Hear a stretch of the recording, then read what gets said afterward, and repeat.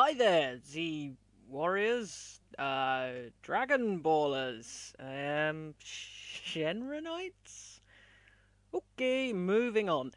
Today we're going to be looking at Dragon Ball Xenoverse. I'm well aware this review is pretty late since the game has been out a while, but I've been too busy playing it to stop and review it. So, here we go. Let's start with the core gameplay, the fighting.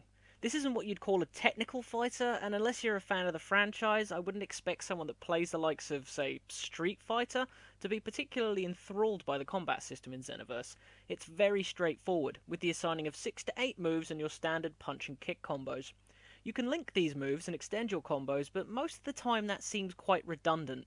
Despite this, the fighting is quite fluid, but it isn't without its clunky moments.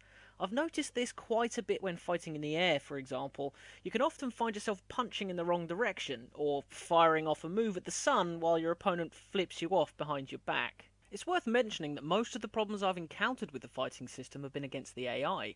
When battling other players, the matches are much more fun and can really surprise you. I've had matches where I've literally punch comboed my opponent to death, while on the other hand I've had matches where I was dead in 30 seconds and I didn't have a clue how it happened. The combat will take a while to get used to, if like me you skipped the entire last generation of Dragon Ball games. I cannot make comparison between the fighting system in Xenoverse to Budokai 3 or even Tenkaichi 3. Once you're used to it though, you'll have a much better time, but you may have the one gripe I have. X to fly up, and L3 to descend. I've spent weeks trying to make sense of that. But it's time to move away from the combat and talk about the likely reason an estimated 2 million Dragon Ball fans bought the game.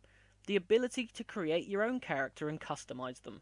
This part of the game appealed to me massively as a fan, as the idea of making my own Saiyan and throwing him into one of my favourite childhood stories was beyond appealing. When you make your character, you have the choice of 5 races: Saiyan, Human, Namekian, Majin, or Frieza race. Though I was satisfied enough with my character once he was made, I couldn't help but notice a general lack of customization. There are very limited amounts you can do with hair and facial features, and because of this, you're often bumping into your own clones. This can be alleviated to a degree by the changing of equipment. Equipment slots cover your chest, hands, legs, and feet, as well as one extra slot that is purely cosmetic and what is known as a Z-Soul.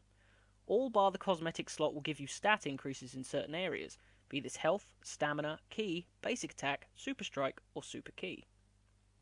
Sadly, there are certain sets of equipment throughout the game that are without a doubt the best for a certain type of character.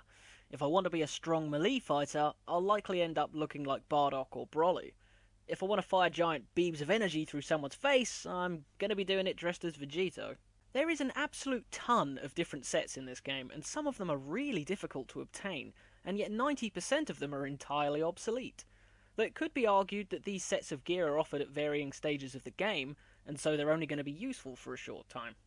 That's fair enough, of course, but without some way to upgrade them, or to put the look of the set you like over the one you're wearing, they end up gathering dust pretty swiftly. Along with visible customization of your characters, you have stat points that you build up as you level. You receive 3 of these per level and can allocate them amongst the available stats as you see fit. As I learned when I messed my allocation up the first time, it's best to pick one area and focus on it. Each race has their own set of starting stats, and those that they gain more from. For example, humans are the best melee fighters, while female Saiyans have the strongest ki blasts.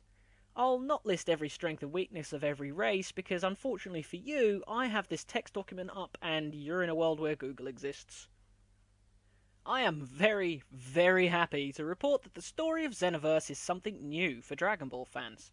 We all know the pain of buying a new Dragon Ball game and knowing we'll be starting at Raditz and following the story all the way through.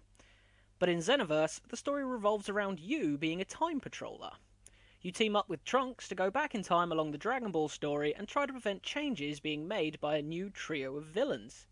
The storyline we all know and have played to death is present in essence, but this is a whole new story. You'll find yourself fighting these new villains, but you'll also end up fighting the possessed versions of older villains and even the heroes you would normally fight beside. It changes things up a surprising amount, and was a really good way to refresh the franchise of games. Story mode comes with a problem though, which is the difficulty curve.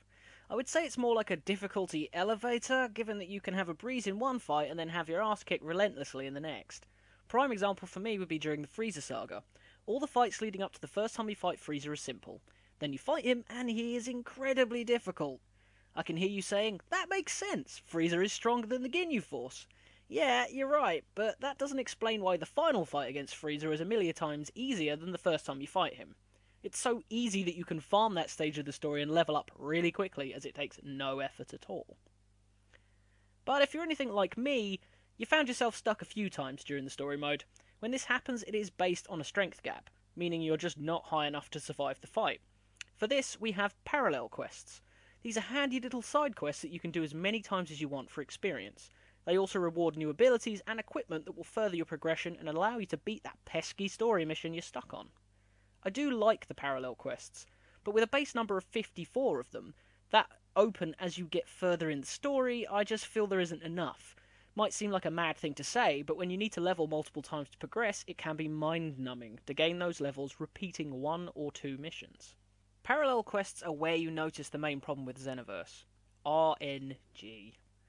The RNG in this game is as bad as it is anywhere else, because RNG is an awful system to determine success. As I mentioned before, in parallel quests you can unlock new moves and equipment to improve your character. Thanks to the RNG at the heart of Xenoverse, you can also fill all the requirements for that move to be obtained and not obtain it. Just because. Sounds fun, right? I've owned this game now for nearly 4 months, and I have spent the majority of that farming Vegito's gloves. I still do not have them.